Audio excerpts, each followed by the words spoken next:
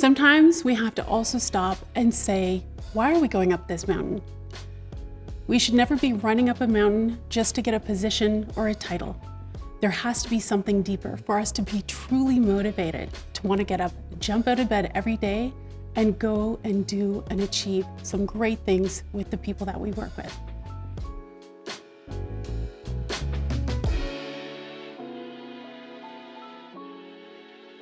Hi WCT-NCR.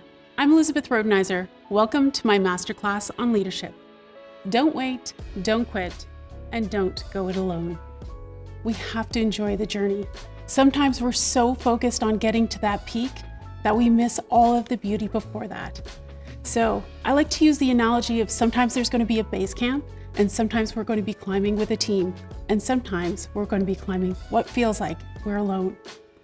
I've been so fortunate through my career to work with so many fantastic people. And really, when we look at IT or communications domain, it doesn't seem like there's a lot of us sometimes. We're going to fall and we're going to fail. It's inevitable. But we can always take an opportunity to look at what can we learn in that failure and what can we bring forward into our toolkit of leadership. A couple examples I have. In the last time, as some people may know, in the public service, we are a bilingual workforce. So French is my second language, and I learned it later in life. The last time I had to renew, it took me a few times. In fact, it took me 11 failures before I succeeded. You know, people might think that there's nothing to learn out of that, or I should have did better. I went on to be the Public Service Commission's CIO. This is the organization that runs second language evaluation. So I had an opportunity to take my experiences personally, but also think of the client in a different way. So there's always something to learn through a fall. So don't be afraid to fail and don't be afraid to fall. Leadership really starts with us. It's about self. It's not about me, but it starts with me. Let me explain. First off, self-awareness is so important. And we often don't put enough reflection on our own being, if you will, how we may react in stress, how we may react around certain people or other people that might be stressed or have a different perspective than us. And this is so fundamental to leadership because we're not the same person every single day in every situation. We need to understand that sometimes, even myself, I have to step back, realize if I'm clenching or if I'm not breathing, that I need to relax and have that self-awareness to see what is going on in the moment. I truly, truly recommend anybody invest in self-reflection. There's so many different ways you can do this. I encourage you, if you haven't started your journey, invest in yourself. And if you're already well on that journey, look around and see who else might learn from what you've already learned yourself. Sometimes when we're going up the mountain, it may feel like nobody else believes we can get to the top or to whatever our next point is. I want to tell you from experience, just because somebody else doesn't believe in you, that doesn't define you. Today we might be all on social media showing all the successes and the shiny things, but that's not life. Life is not a social media moment one after the other. Life is sometimes challenging, and we've all lived that and experienced it through the pandemic. So just remember, you're not the only one going through something, and there are people to support you. Sometimes the days can seem extremely long, but the months and the years, very short. We really want to make sure that we take the time to put our own mask on.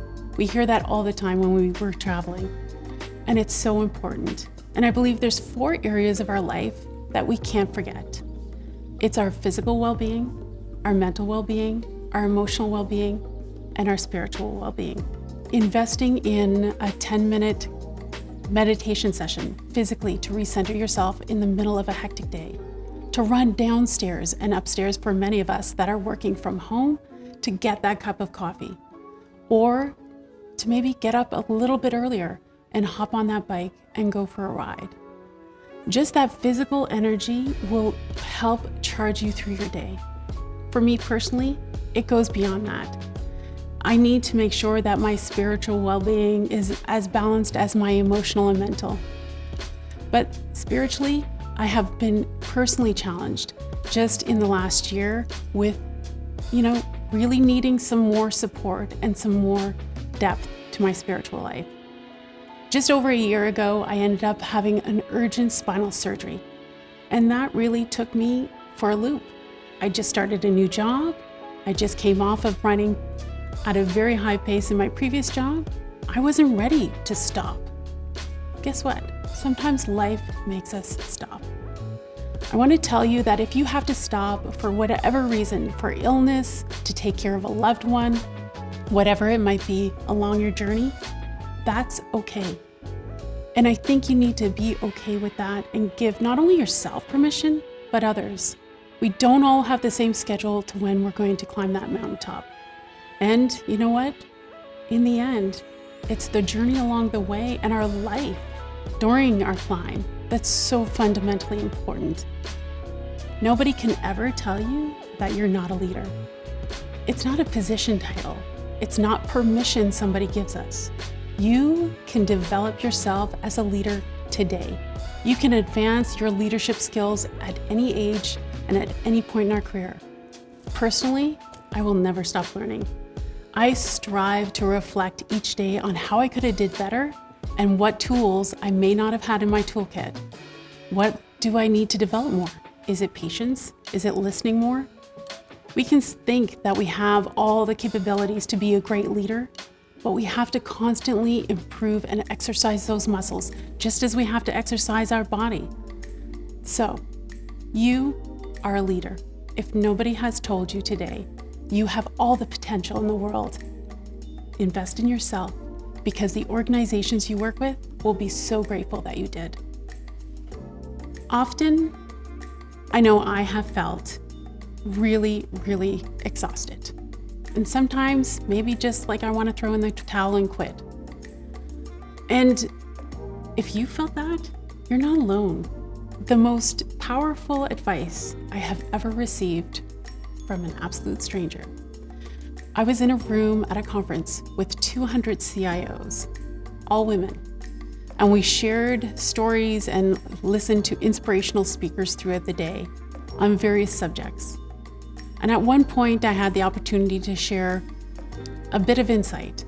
After sharing, and after everybody left the room, I was just collecting my things, and a CIO from the West Coast came up to me. She gave me her business card, and on the back she wrote, "Don't quit, rest." Quitting may be an option, but it's not your only option. And use your network, use your mentors, call somebody for a coffee. They don't have to be officially a mentor.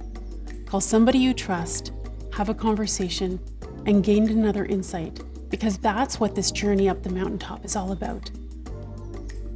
My career felt like I was in a competition, a race against other women. I think that is the first thing we need to change. That is the culture shift we all need. We are not in a race against each other. We are in a race with each other.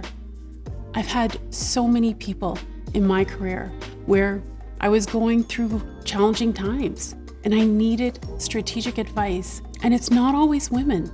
Men and allies provide a tremendous wealth of insight and opportunity. And I am so grateful for the people that have provided me that advice and that opportunity. We can find ourselves in really challenging situations.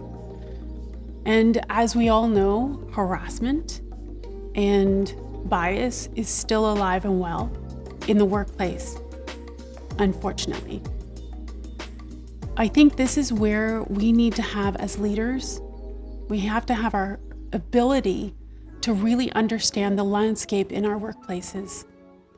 And in some cases, we really need to reach out and help people get out of a situation. I would love to be able to say that the system is always going to provide the right support at the right time to really resolve a situation. But we all know in a conflict and in a situation of bullying or harassment, it's really, really energy draining. And it can really impact how somebody feels about themselves If you are being bullied or harassed at work, please reach out. Reach out to your network, those people that you trust, because nobody should live with that. And we know that it is still, unfortunately, alive and well in the workplace. But together, as we work together to support each other and to change the way the system works, we can have a better tomorrow. But there are people that need our support today, so let's make sure we're there for them.